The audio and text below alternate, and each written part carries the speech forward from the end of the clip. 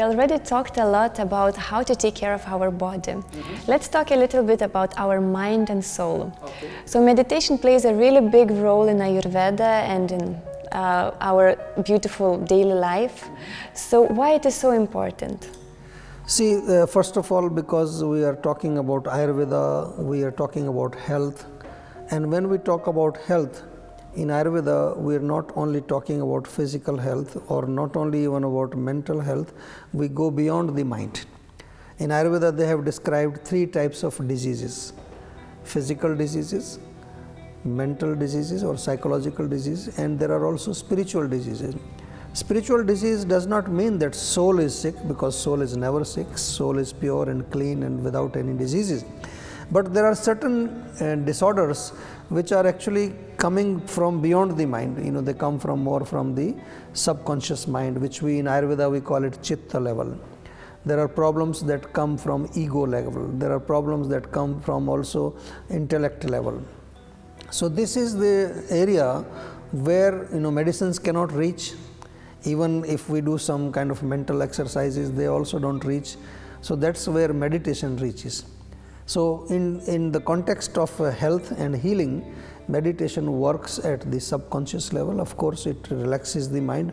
Now most people think that meditation is something to, you know, some kind of exercise to just control the mind, engage the mind in something. You know, you engage the mind on some light, you engage the mind on your breath, you engage the mind on maybe, you know, some kind of sound. So this is what meditation is considered to be. But as you are asking from Ayurvedic perspective, it is a little bit deeper.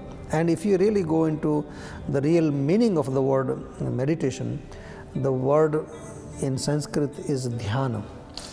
And dhyana is one of the 8 parts of yoga. It's actually the 7th part, just before samadhi. So that is actually even beyond this what we are talking. Real meditation means that when you realize that I am the soul, and as a soul you connect to God. That is real meditation. There are many ways to connect it. You know, there are different ways. We don't go into that detail, but just trying to understand. So this is very, very nice topic, I would say, and I would request all the women and of course even men, they should also do it, that you must find some time to at least meditate, and before meditating you should try to understand what is meditation. Because I see many people, they just sit in some kind of a position and they just close their eyes, and I don't know really what they are doing, but they think they are meditating. So first of all, I normally tell people, try to understand that this meditation is something that is beyond even the body, beyond in the mind. You must go to that level, and then you will really enjoy it. Even at this level, physical, mental level, it is very good, but why not to just go a little bit deeper?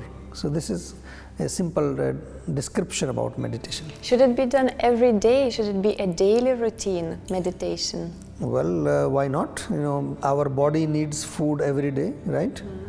We feed the mind also every day through a lot of things, you know, television, computers and different things. We feed our senses every day.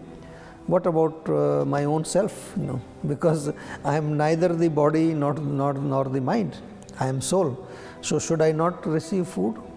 And this is a good question you have asked, because I see so many people in the world now. When I travel, I meet sometimes very interesting people. Physically they are completely healthy, there is no problem, all the tests are normal. Mentally also they are happy.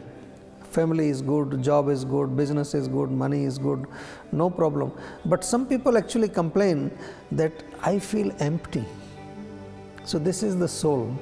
See, the soul also needs food, and the soul also needs to be recharged, or you know, needs energy. So meditation is something which actually feeds the soul, and why not? It should be done every day. It should be fed every day. Why not? Because you charge your mobile phone every day, right? It's like we are saying that should we charge our mobile every day?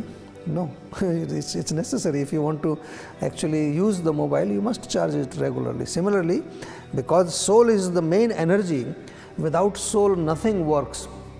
When soul is gone, the mind, body, everything is dead. So this is the real energy, and this should be charged. And this is one of the problems in the world today, in the modern world, that we are doing so many things for the body, so many things for the mind, but we don't do anything for our own self. So this is very important. It should be done daily. That's so beautiful to hear. If the woman wants to start meditation, and if she is a beginner, where she should start? Should she go to the yoga studio, or try to see some videos, or try to just sit in a beautiful lotus position and try to observe her breathing? Well, the position really doesn't matter that much. You can sit in a comfortable position, whatever is comfort. Some people cannot sit in the lotus position. They are struggling very hard to sit, and because they are struggling, that mind will be diverted towards that. So I always say, sit in a comfortable position which is easy for you. And then the next step is, first of all, because for meditation we have to have a calm and quiet mind, because we are going beyond the mind. So as long as the mind is agitated, the mind is running, and mind is having a lot of desires or activities, something is going, so you can't transcend the mind. And if you can't transcend the mind, you cannot meditate. That's why many people that are teaching about meditation, they tell you to calm down the mind, to make the mind calm and quiet and relaxed. So I think a simplest way to start for those who are beginners, to just sit down in a comfortable position and observe your breath.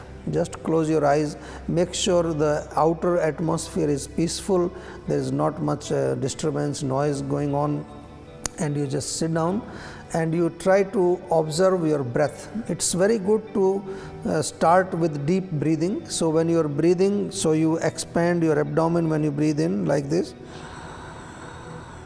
and when you contract, you just breathe out.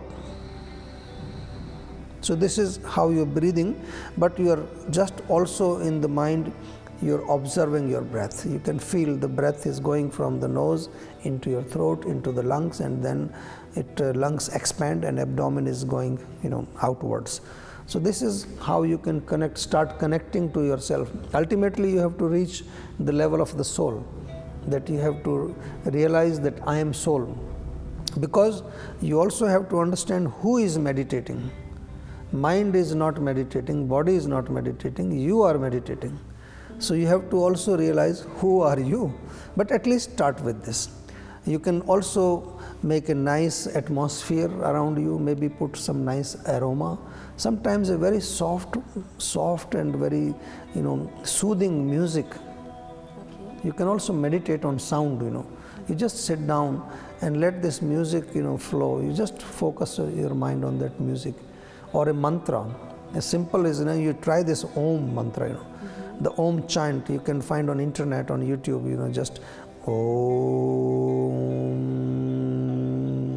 Om. It's very like the vibration itself has energy in it. And you really, when you meditate on this, you will feel so calm, so relaxed. There's a lot of research has been done on this meditation, and it's not just that I'm just talking it just like that. It's all scientifically validated also. That's very useful. Yeah, thank you so much. Let's talk a little bit more about our mind and about diseases.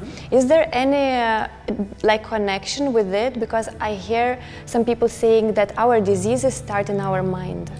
Well, we can say yes and no. There are certain diseases which originate in the body also. Suppose you are eating something which is not good for your liver. You're eating something which will increase cholesterol. So that is it's a physical manifestation. But sometimes you can connect this with also mind. You can say that if some person is eating wrong food, the problem is in the mind. This is how we explain the point that everything starts in the mind. But of course, we say in Ayurveda there are environmental situations also, like sometimes you catch a cold because you go outside and it's very cold. So it's nothing to do with mind, because the environment is cold, so it affects your body and you catch a disease. So not all diseases, they originate in the mind, but of course in Ayurveda, when we go to the root causes of diseases, So I think it will be very good to explain it here. They say that there are three main causes of disease. One is called pragyaparad. Pragyaparad means misuse of intelligence, not using your intelligence. This is very interesting.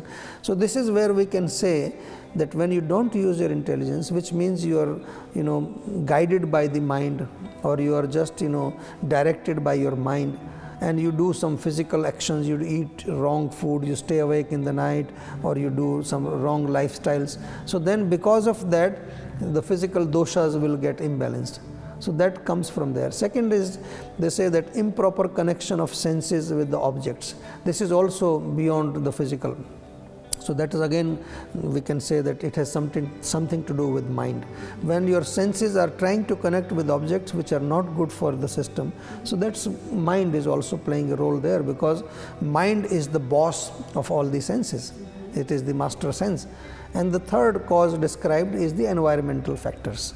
So we can say out of two, maybe out of three, the two they have something to do with mind, and one is with environment. So mind plays a role definitely, but also some diseases can arise in the body also.